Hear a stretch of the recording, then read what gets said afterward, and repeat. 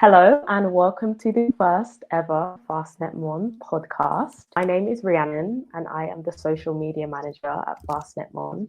I am joined today by my co-host Outi, who is the head of marketing, and our wonderful guest, Sam, who is a final year PhD student at the University of Twente with research interests in BGP security and DDoS investigation and 13 years of professional experience in areas such as networks and software development.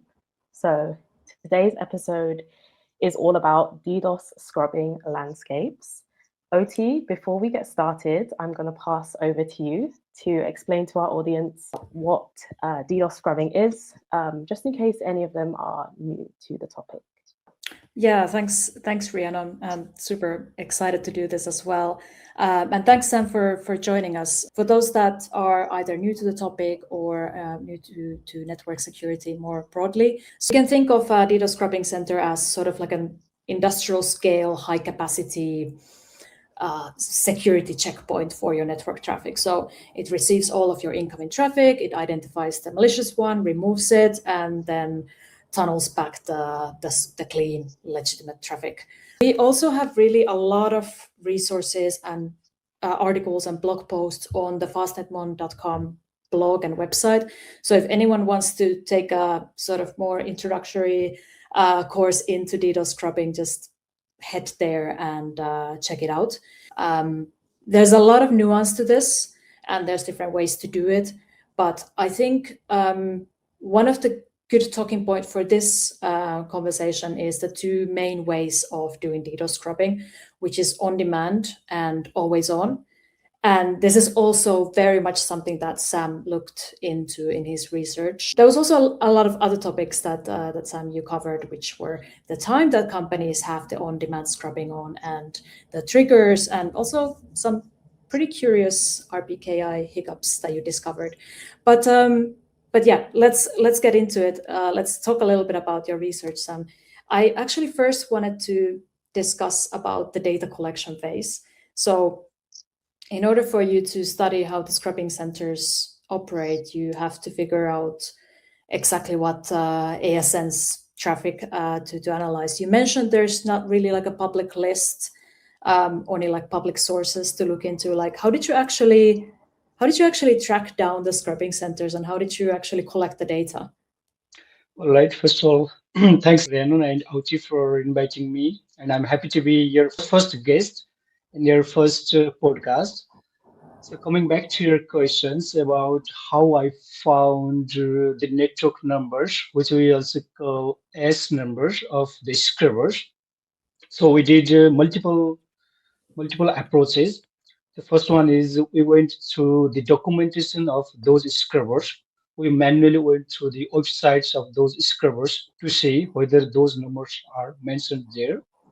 And the other approach is we talked to several scrubbers, and only some of them disclosed and some of them did not disclose. And the other approach is we checked into past scrubbing events that were mentioned by internet monitoring companies such as Twente and Cisco Thousand Eyes. So in those blogs, they mentioned what happened during scrubbings, which AS numbers were used. Then, then I identified the AS numbers based on those blogs, and also I verified by my own analysis whether those ASNs are really used.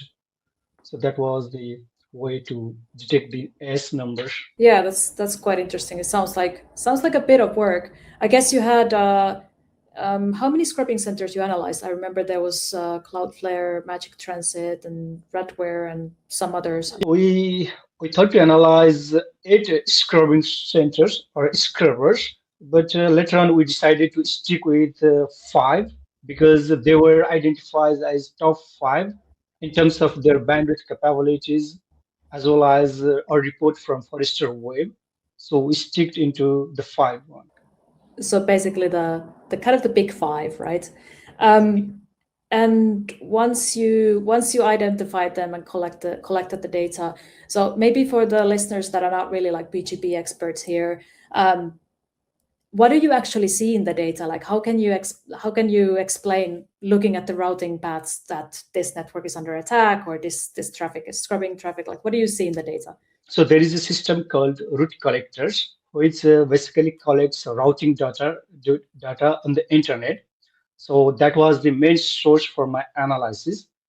And that data shows how to reach to a particular network. So in that data, I check whether that path involves a scrubber or not. So if a scrubber is involved, then we detect that is scrubbing. And there were two approaches: whether the scrubber appears permanently on the path or it's temporarily. So based on that, we detected scrubbing. We've already seen the results because we've had the great pleasure of reading your paper, Sam. But for our listeners and for our audience, what's the actual verdict? Are companies using always on, where their traffic is constantly going through a scrubber, or are they using on demand? Based on our analysis, we identified those two types of scrubbing. Always on means the traffic always passes through the scrubber. And in the case of on demand, the customer simply switches to the scrubber during an attack. And on our findings, there were a high number of always on customers compared to on demand customers. And actually, I was quite surprised by looking at this number, because generally people think that scrubbing is costly and using always on cost higher process, but still we see many customers using always on protection. Why do you think this is happening, and what makes a company choose one over the other? I think the first main reason is operational simplicity, because with always on, you don't need to do any configuration. You just announce your prefix, or let's say forward your data towards the scrubber. But in the case of on-demand scrubbing, it requires some configuration. You have to make changes in VCP, or let's say in a routing protocol. And I think that also involves like delay in mitigation. So maybe the scrubbing service doesn't get activated instantly after the attack. And for sensitive customers like financial enterprises, always done could be a better option. So I think these are the major reasons for higher number of always done cases. Yeah, I think I can echo some of the things from Sam as well. What I hear from the operators, though, the big reason is really the speed of turning on the scrubbing. So this is kind of natural consequence of how scrubbing centers also operate. They're not sort of DDoS detectors, right? So the speed of them to detect the attack and then announce the routes can take too long. So if it takes 30 seconds, 1 minute, your network is going to be down already. So kind of defers the purpose. Always on scrubbing is obviously a safer option where you can be sure that the malicious traffic will be scrubbed.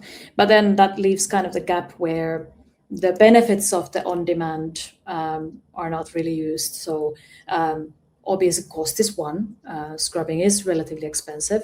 That can be justified for the critical infrastructure like finance or healthcare. But then for other companies, it can be quite expensive to scrub all of your traffic. But also the latency when you're routing your traffic through a third party, right? The packet loss when you're returning the traffic is also a consideration for.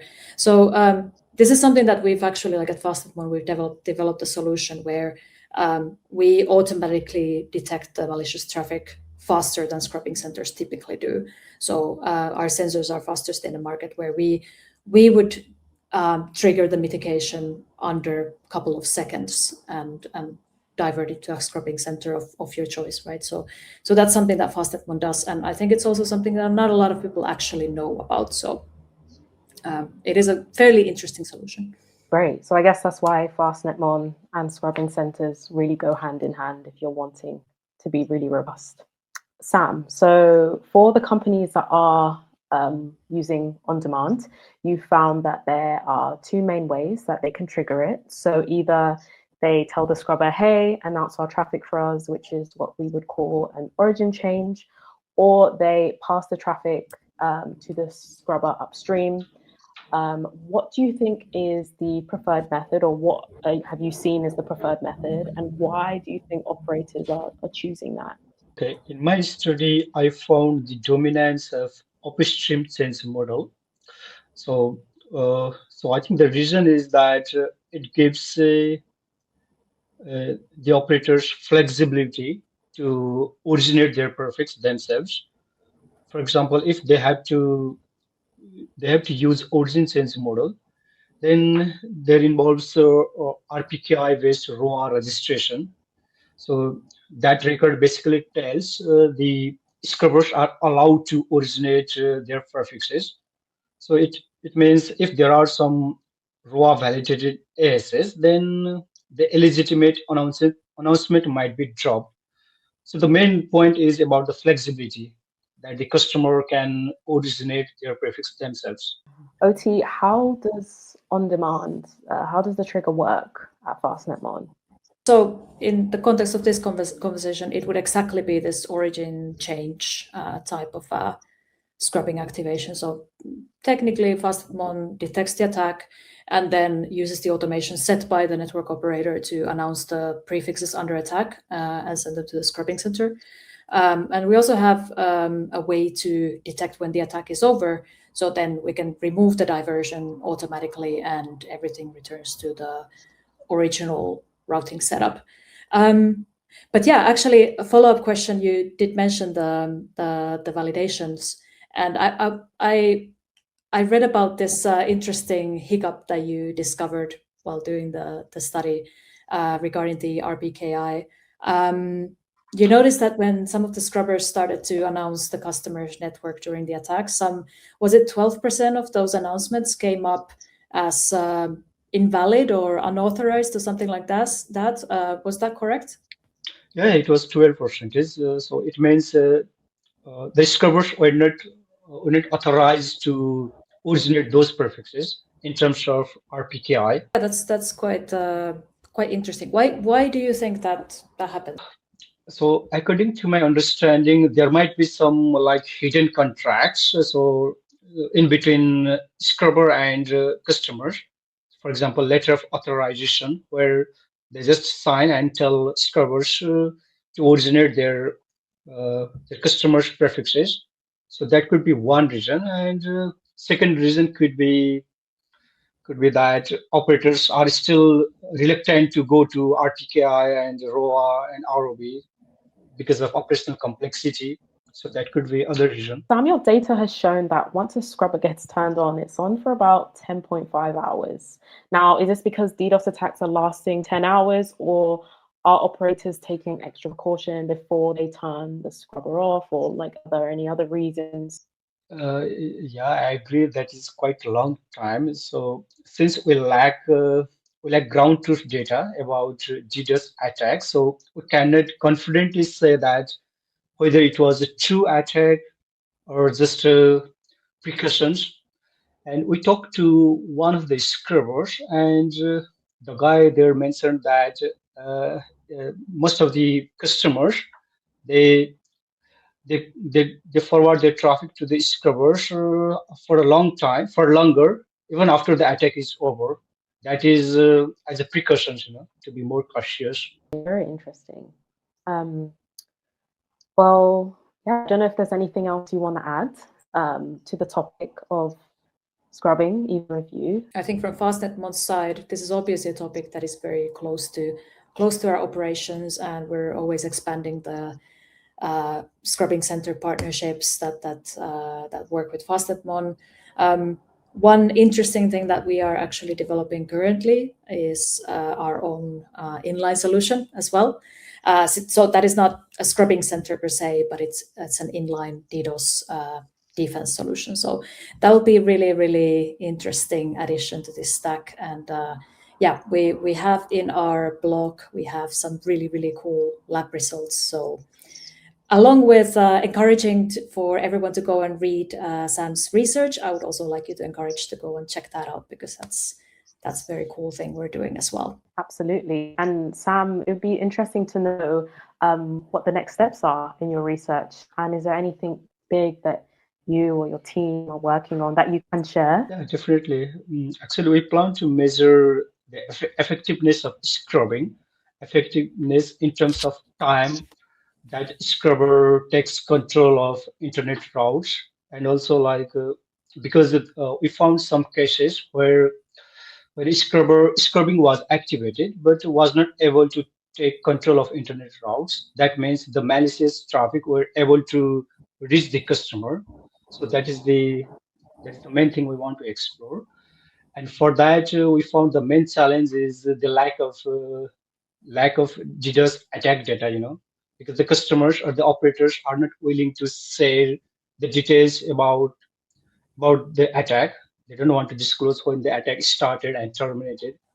So that is the challenge. Yeah, but still we plan to do so. We're looking forward to see what you and your team come up with next. Yeah, I guess that brings us to the end of today's episode. Sam, thank you so much for joining us. It's been a real pleasure. I've definitely learned a lot.